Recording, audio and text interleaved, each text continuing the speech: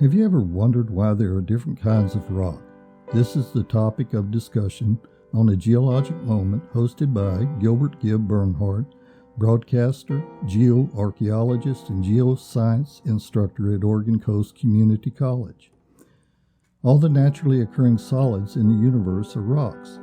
The solid portion of our entire planet, except for the outer core, is rock. The outer core is liquid. Why are there so many distinct types of rock? Many different processes can produce rocks, and many different materials can make up rocks. The relationship between rock type and the process of formation provide us with a record of geologic events over Earth's history and give us insight into interactions among components of the Earth's system. To geologists, a rock is a naturally occurring, coherent solid that consists of an aggregate of minerals or glass. A rock is coherent, that is, it holds together and must be broken to separate it into smaller pieces. As a result of its coherence, rocks can form cliffs. A pile of unattached mineral grains like sand does not constitute a rock. Sand is not coherent and therefore not a rock. Geologists consider only materials formed by natural processes to be rocks. Manufactured products such as concrete, brick, or asphalt are not rocks. Most rocks consist as an aggregate of many mineral grains or crystals. Granite contains quartz, potassium feldspar, hornblende, and mica mineral crystals. Some rocks contain only one kind of mineral, for example, calcium carbonate found in limestone or marble. Some rocks, like obsidian, are natural glass formed by the quick quenching or cooling of lava.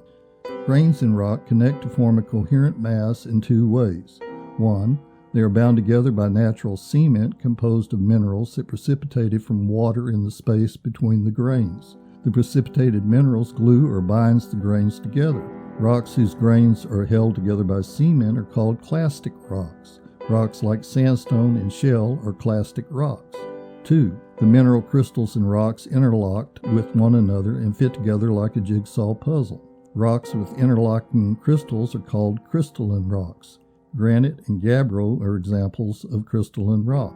When the systematic study of geology began in the 18th century, geologists grappled with the challenge of developing a meaningful classification scheme for rocks. Classification helps us organize information and helps to emphasize their similarities and differences. James Hutton, the father of modern geology, is credited for the genetic rock classification scheme. This scheme is based on the origins or genesis of the rock. In the genetic classification, there are three classes of rocks: igneous, sedimentary, and metamorphic. Igneous rocks formed by freezing or the solidification of molten rock called magma or lava. Magma is molten rock found within the earth, and lava is molten rock found on the surface of the earth. As the molten rock cools, minerals form and interlock to form a coherent rock.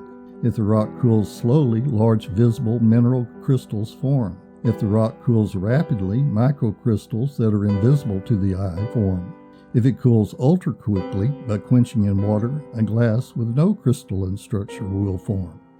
The second genetic classification, sedimentary rocks, form either by cementing together grains broken from pre-existing rocks or by the precipitation of mineral crystals out of water or out of a gas solution at or near the Earth's surface. For example, beach sand is buried, compacted, and in the presence of groundwater will form sandstone. Sedimentary rock like conglomerates, sandstone, siltstone, shale, or limestone are often found layered in the Earth's landscape.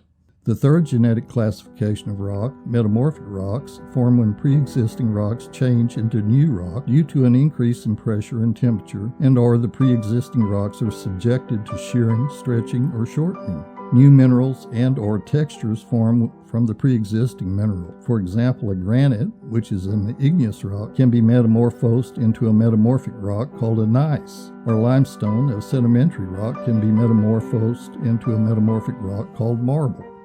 Given enough time, all rocks will recycle, and any rock can become one of the other genetic classifications of rock: igneous, sedimentary, or metamorphic. The cycle and combinations are endless. These processes occur over millions of years and are not easily grasped in just 5 minutes. This has been A Geologic Moment with Gilbert Bernhardt. Any comments about the broadcast may be sent to www.kyaq.org. The theme music for this program is Metamorphosis, composed by Philip Glass. Goodbye and thank you for listening.